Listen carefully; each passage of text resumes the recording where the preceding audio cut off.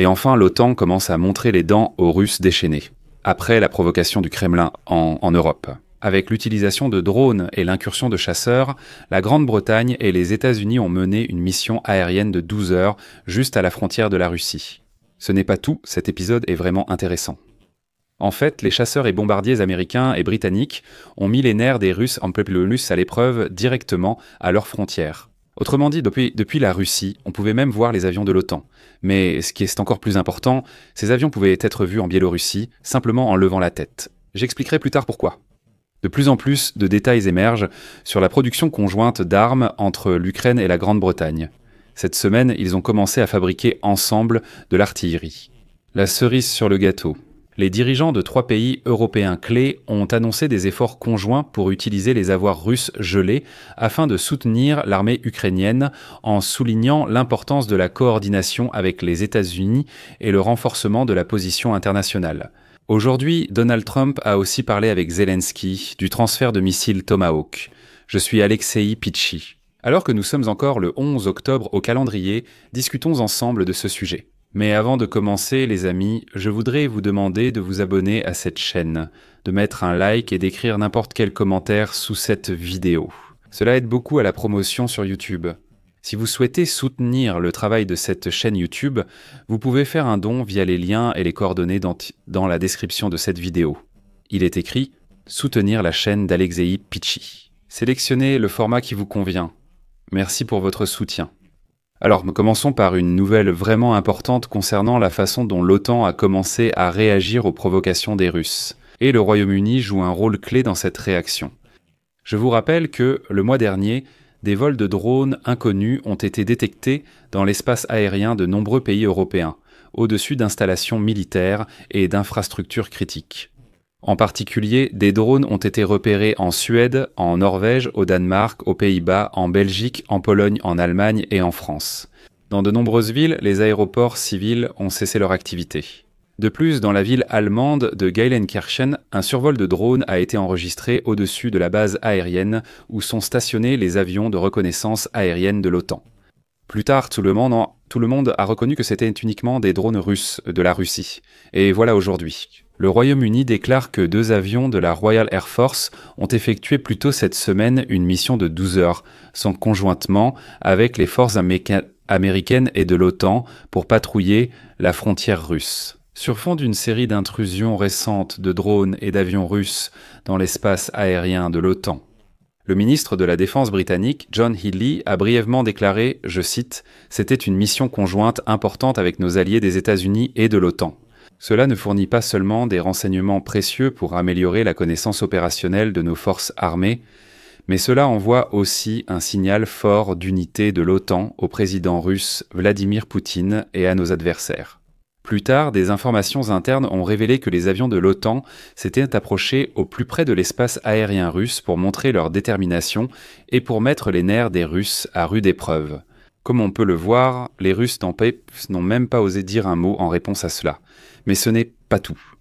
Les avions de l'OTAN auraient pénétré pour la première fois l'espace aérien ukrainien, et plus encore.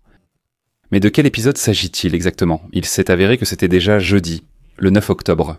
Un avion de reconnaissance électronique reconnaissance 135 Rivage One et un avion de patrouille maritime P-8A Poseidon ont survolé la Biélorussie et l'Ukraine depuis la région arctique avec le soutien d'un avion ravitailleur KC-135 de l'États-Unis Air Force.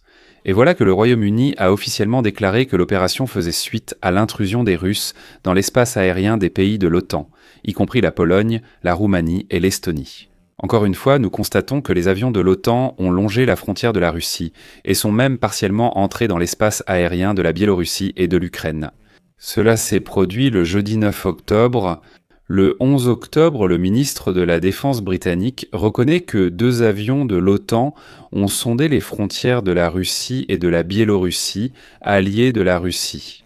Et justement le 11 octobre, alors qu'il était déjà impossible de se laver de cette honte, puisque cela avait déjà été annoncé publiquement, le dictateur biélorusse Alexandre Loukachenko a décidé de réagir et a ordonné de vérifier d'urgence la préparation au combat de l'armée biélorusse. Sur ordre de Loukachenko, le 11 octobre, les militaires mènent un ensemble de mesures pour amener les unités au plus haut niveau de préparation au combat. Comme l'écrit le ministère de la Défense de la Biélorussie, une partie des unités se déploiera dans certaines zones et accomplira les missions prévues par l'ordre. La vérification est coordonnée par le secrétariat d'État du Conseil de sécurité de Biélorussie.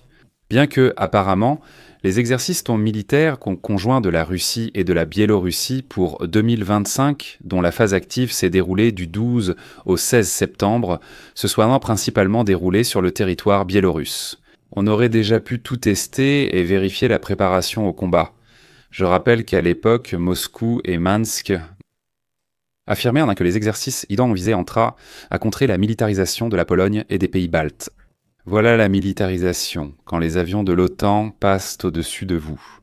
Il est important de noter que c'est précisément le Royaume-Uni qui adopte actuellement, sans doute, la position la plus proactive en ce qui concerne le soutien à l'Ukraine. Et aujourd'hui, des documents sur des projets communs dans le domaine des technologies pour le champ de bataille ont été signés entre le secrétaire d'État à la Défense du Royaume-Uni et le ministère de la Défense de l'Ukraine.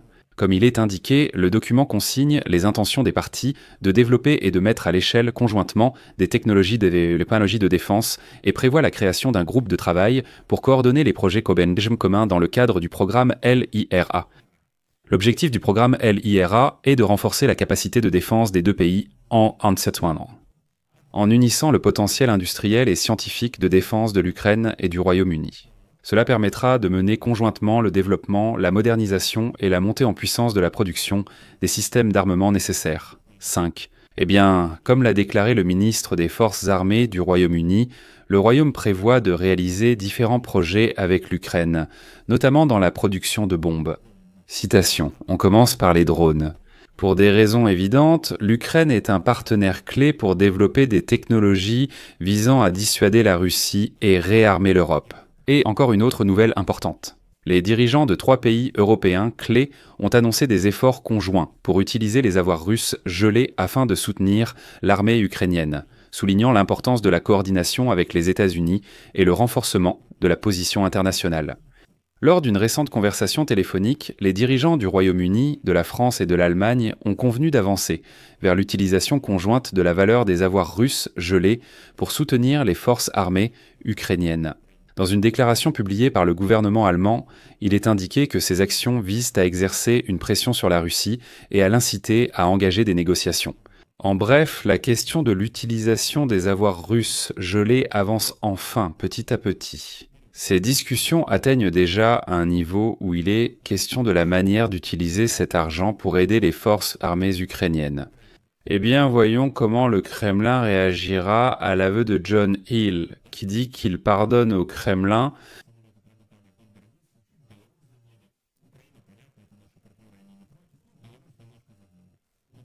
qu'il pardonne.